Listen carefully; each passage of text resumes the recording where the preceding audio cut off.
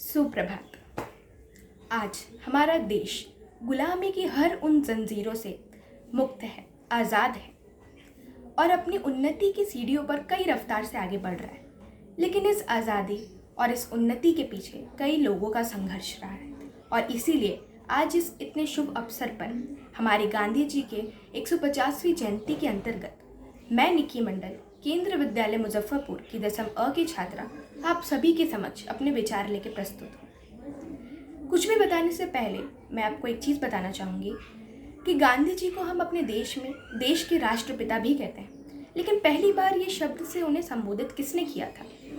तो पहली बार श्री सुभाष चंद्र बोस जी ने गांधी जी को इस शब्द से राष्ट्रपिता से संबोधित किया था और मेरे हिसाब से इसमें बहुत ही गहरा विचार रहा होगा, क्योंकि जिस प्रकार एक पिता अपने बच्चे का हमेशा भला चाहता है और चाहता है कि वो हमेशा सुरक्षित रहे, उस पर कोई कठिनाई ना आए वो हमेशा सही राह पर चले, ठीक उसी प्रकार गांधी जी ने भी हमारे देश के लिए हमेशा हित में सोचा, हमेशा चाहा कि उस पर कोई संकट ना आए और हमेशा उसको सही राह पर चलाए। तो अब मैं आप सभी को उनके जीवन से परिचित कराना चाहूँगी।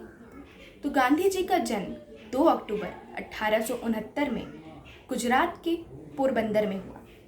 उनके पिताश्री का नाम करमचंद गांधी था एवं उनकी माताश्री का नाम पुतलीबाई था।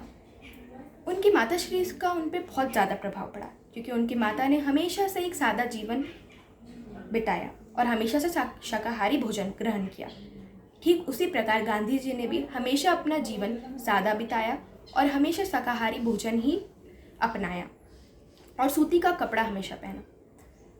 आगे उनका विवाह बहुत कम उम्र में हो गया था। सिर्फ 13 वर्ष की उम्र में उनका विवाह कस्तूरबा मखनीज से हो गया था। अब मैं उनकी कुछ शिक्षा के बारे में आपको बताना चाहूँगी। तो गांधी जी ने अपनी प्रारंभिक शिक्षा अपने ही जन्मस्थल यानी पोरबंदर से की थी। उसके बाद मैट्रिक उन्हें राजकोट से किया। फिर आगे की वकालत की पढ़ाई के लिए वह इंग्लैंड गए। इंग्लैंड से जब उन्हें वकालत की पढ़ाई पूरी की तो उच्च वकालत की पढ़ाई के लिए वह दक्षिण अफ्रीका गए। दक्षिण अफ्रीका जाने के बाद उन्हें असल चीज़ समझ में आई कि लोगों के मन में कितनी गंदगी भरी है और कितनी ऐसी अवधारणाएं हैं जिसका ज़रूरी है कि उसको दिमाग से निकाला जाए, और वह थी भेदभाव की। वहाँ पर जाके उन्हें बहुत भेदभाव झेलना पड़ा, भले ही वो उनके रंग पर हो या उनकी नागरिकता पर हो। उन्हें ट्रेन से निकाल दिया क्योंकि वो काले रंग के थे।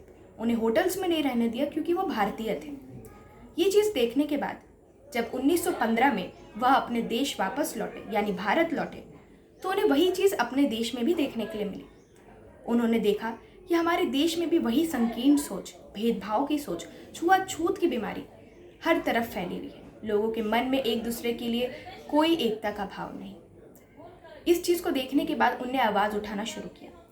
1917 में जब हमारे देश में ब्रिटिश सरकार का राज्य था, तब हर एक व्यक्ति पर बहुत ज़्यादा दबाव डाले जाते थे, उनके साथ जुल्म उठाया जाता था और किसानों पर बहुत ज़्यादा कर लगाया जाता था।